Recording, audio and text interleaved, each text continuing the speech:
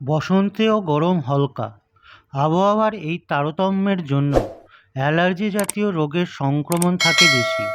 তাই চিকিৎসকদের মতে সজনে ডাঁটা, সজনে ফুল, সজনে শাক খাদ্য তালিকায় রাখলে সমস্যার হাত থেকে রেহাই পাওয়া যায়।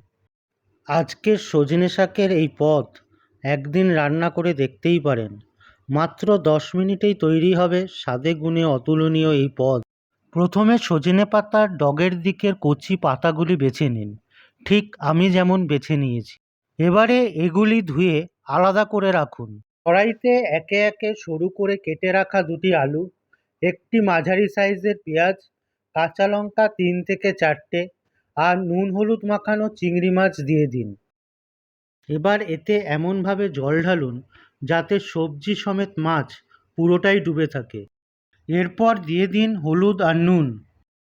এবার খুব ভালো করে মিশিয়ে নিয়ে ধুয়ে রাখা সজনে শাক দিয়ে দিন। এবার ওপর থেকে সর্ষের তেল ছড়িয়ে ঢাকা দিয়ে সেদ্ধ হতে দিন। এই রান্নায় আমি চিনি ব্যবহার করিনি, আপনারা চাইলে চিনি দিতে পারেন।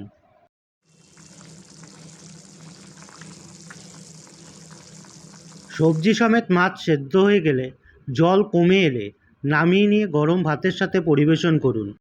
সজনে শাক দিয়ে চিংড়ি মাছের বাটি চচ্চড়ি। আমি এতে চিংড়ি মাছ ব্যবহার করেছি, আপনারা চাইলে মৌরলা বা পুঁটি মাছ দিয়েও এটি বানাতে পারেন। রেসিপি ভালো লাগলে লাইক, শেয়ার, কমেন্ট করতে ভুলবেন না।